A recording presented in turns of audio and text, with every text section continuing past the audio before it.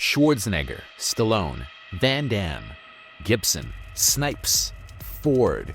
When you make a list of the most popular action heroes of all time, there's another name that needs to be added to that list: Liam Neeson.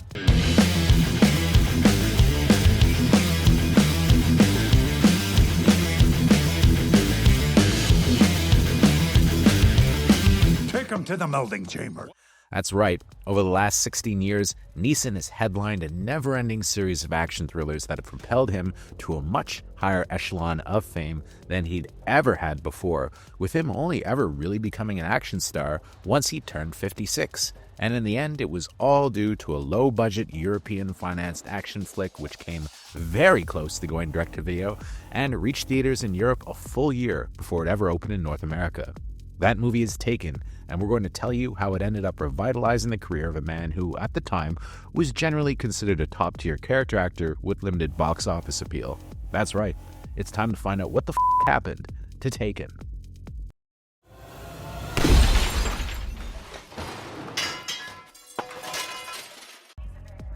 Now, the story begins in the late 90s, when director Luc Besson was riding high off the success of The Fifth Element. Like his previous film, The Professional, the movie was a bigger hit internationally than it was at the domestic box office. In fact, a full 75% of The Fifth Element's revenue came from outside of North America. Clearly, there was a demand for American-style slick action films made with the European market in mind. Thus, Luc Besson started funding modestly budgeted action movies through his company, EuropaCorp. All night long, all night. Besson, who was intensely prolific as a writer, would churn out scripts himself, often with a co-writer, and hand off the directing duties, usually to a French director. This formula proved to be a hit with Taxi, a French car chase thriller giving rise to a whole series of action movies. Soon, Besson was able to strike up a deal with 20th Century Fox for a series of action films to be done on modest budgets, in English with lower-tier stars. Along with his Fifth Element collaborator Robert Mark Kamen, he made a bunch of successful movies, including Kiss of the Dragon, which starred Jet Li, and The Transporter, which made Jason Statham an action star. While neither of those movies was a smash in North America, they did really well internationally and were major hits on the DVD market. What made Jet Li and Jason Statham's movie so profitable was that neither man commanded a massive salary at the time, as Li was still breaking into the North American market, while Statham was virtually an unknown outside of his appearances in Guy Ritchie movies. Eager to launch yet another action star, Besson had the idea to make a movie about a retired special forces agent trying to rescue his daughter from human traffickers. Rather than hire somebody obvious like Harrison Ford or Mel Gibson, he conceived of the film as a vehicle for Jeff Bridges, who'd never really done a major action film at the time. When Bridges passed, the idea was floated to go with Liam Neeson. At the time, Neeson's career was going very well, with him having recently played Ra's al Ghul in Christopher Nolan's Batman Begins. But on his own, he was not known to be a box office draw. While he had dipped his toe into action with Darkman way back in 1990, throughout the 90s he was better known as a serious actor thanks to movies like Schindler's List, Michael Collins, and Les Miserables. He also played Qui-Gon Jinn in Star Wars The Phantom Menace.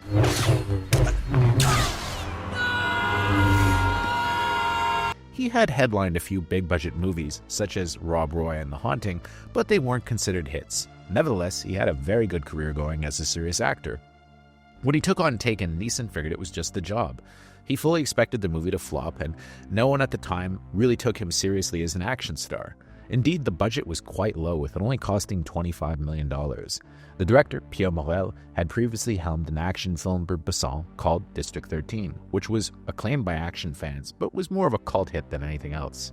One of the reasons Neeson actually took the role was that he wanted to do a more physically demanding part than usual, with him claiming that he was just happy to get paid to spend 4 months in France learning karate.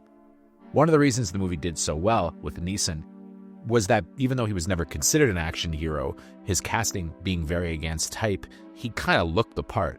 I mean, this guy is 6'4" and also had previous experience in boxing, so it really didn't take too much to bring something out in him that audiences had never expected from him before, but were happy to see.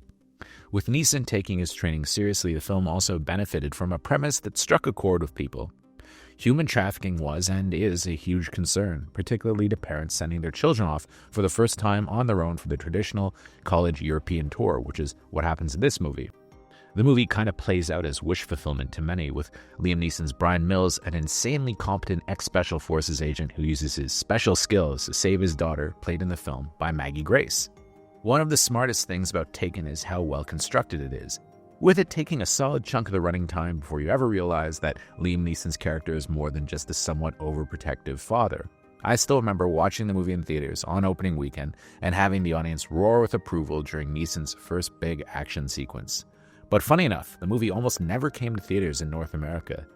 Due to the way it was made, Taken actually opened in Europe in February of 2008, and it took a long time for it to ever get a North American release date, 11 months actually. It's kind of a miracle that the movie wasn't sent straight to DVD, as torrents of the film were widely shared on file-sharing services at the time. And in fact, I actually worked at a company at the time that did quality control for Blu-rays and DVDs, and I can testify to the fact that a DVD Blu-ray release of the film was locked and loaded long before it ever reached American theaters. Yet, the trailers for this movie really hit a chord with them, very well edited and brilliantly centered around the now famous scene where Neeson warns the men who have taken his daughter that he possesses certain skills that make him a nightmare for people like them. I will find you, and I will kill you. Every single person who saw that trailer wanted to find out what those special skills were, but the film wildly exceeded 20th Century Fox's modest expectations when they opened it on the notoriously sleepy Super Bowl weekend back in 2009. In fact, the movie opened with $24.7 million, which just about matched its budget. Before we continue with our video, here's a reminder to click the Store tab on any of our JoBlo channels and browse our collection of the latest and freshest designs in our merch store. Go get you some. The word of mouth on the movie was very strong, and eventually it grossed $145 million in the US, which is still Liam Neeson's highest grossing movie as a solo action hero. It also became EuropaCorp's biggest box office hit to date, and it immediately established Neeson as an action hero, with critics praising his performance, even if they criticized the movie itself. His action stardom was solidified when he appeared in 3 straight action flicks that all made money: Unknown, Taken 2, and Nonstop. He became kind of the king of thrifty, no-frills action thrillers that could be made for small budgets, sported PG-13 ratings, even though Taken had to be edited down quite a bit to get a PG-13, and proved to be very profitable for movie studios. In fact, more than a decade and a half later, Neeson is still making them, although he's about to try to reinvent himself once again by playing the lead in Paramount's long-planned reboot of The Naked Gun. So that's what the happened to Taken. Basically, a solid and simple premise coupled with outside-the-box casting struck gold for all involved. It also established a new trend where audiences seem to really take a liking to older action heroes, with many of the biggest names in the genre nowadays, including Keanu Reeves, Tom Cruise, Denzel Washington, all being north of 60. Several middle-aged actors tried to do a Neeson themselves, with Kevin Costner making 3 Days to Kill and Criminal, and Sean Penn even teaming up with Pierre Morel for The Gunman. But outside of Bob Odenkirk with Nobody, no one has really come close to striking the public's fancy like Mr. Neeson.